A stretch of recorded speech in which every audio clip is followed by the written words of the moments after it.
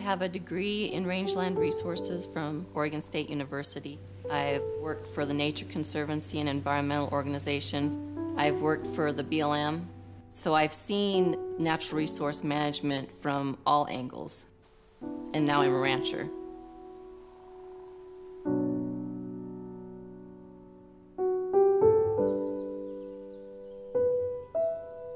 We're not managing our natural resources anymore.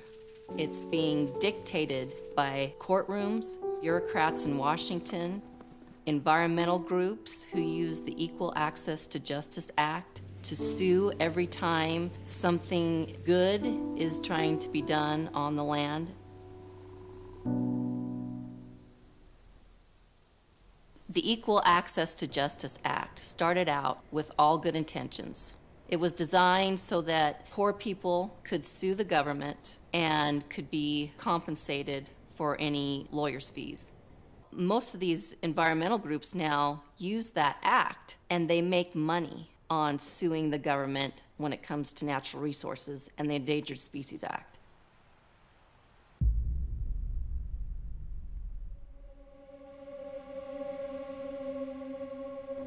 All they have to do is win on one particular point in a case, and usually they win on procedure. If the BLM doesn't dot their I's and cross their T's right, they'll take them to court and they'll win. And so a lot of times the BLM's hands are tied. So what they do is they don't do anything for fear of litigation.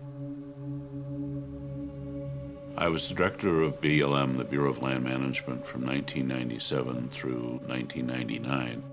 I was sued every day by some environmental group for some policy that was being implemented under the BLM authority. The environmental groups do have lawyers who are looking for legal precedent, not good agricultural or ranching practices. But on the other hand, I can take you to many, many sections of the West where grazing has destroyed high desert sagebrush ecosystems because the cattle are just left, they're not moved. Get it out of your mind that this is good guys versus bad guys. Ranchers are good people. The problem is they got used to a certain way that things were set up, where the BLM served them. There were very few competing uses. All of a sudden, another 50 million people showed up and said, but that's our land too, and we want a piece of the action. You can understand their frustration. They don't like the BLM because it's enforcing a law that they don't agree with. So if there's a problem with, say, an endangered species, the BLM can't say, who cares about that turtle or that bird? We'll just kill it and increase grazing. They can't do that. They would immediately be sued. Again, like the Equal Access to Justice Act, the Endangered Species Act, it was wonderful. It was a wonderful law. Nobody wants to see species just wiped off the face of the earth. But it has been hijacked. A good example of this is the spotted owl. They sued to get the spotted owl listed. Look what it's done to the logging industry.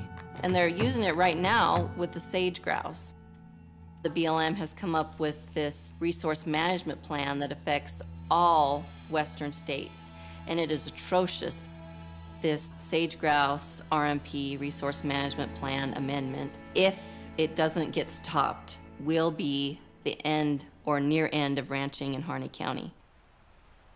The environmentalists are saying that we need all this sagebrush, all this cover, that our cows need to be taken off of it, when in fact they are enhanced by what we do with our cattle and by the farming and ranching industry. There's a misconception. In the 1940s, their population was at its peak, and there was at least double the amount of cattle in Harney County. If the livestock industry was so devastating to sage grouse, why, when livestock use was at its peak, so was sage grouse? There are studies proving that livestock and sage grouse are compatible. The U.S. Fish and Wildlife Service has said the major causes of the reduction in sage grouse population is number 1, catastrophic fire. Number 2, invasive weed species. The number 3 cause, the encroachment of junipers, which is a tree that has taken over Oregon and other parts of the West. And when you remove cattle, you increase all 3 of those things that are causing the decline in the sage grouse.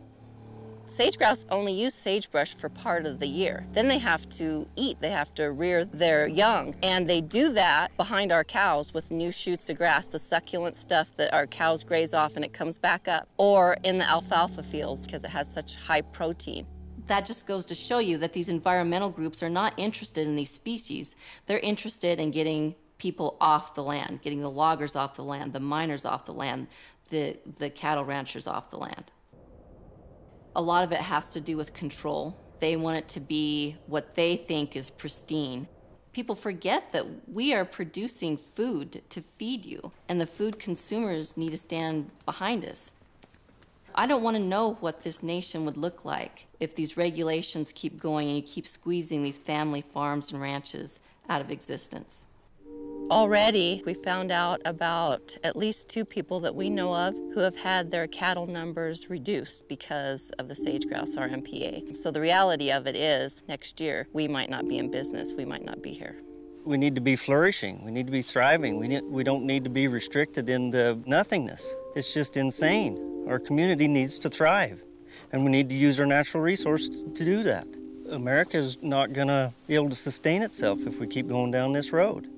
Nature needs man to succeed. When we set foot in this great country, we made an impact. We have to be stewards of it. We can't just walk away. We can't just let it go back to nature because it won't.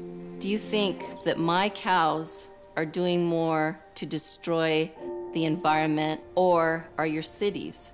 Is concrete more damaging than my cows?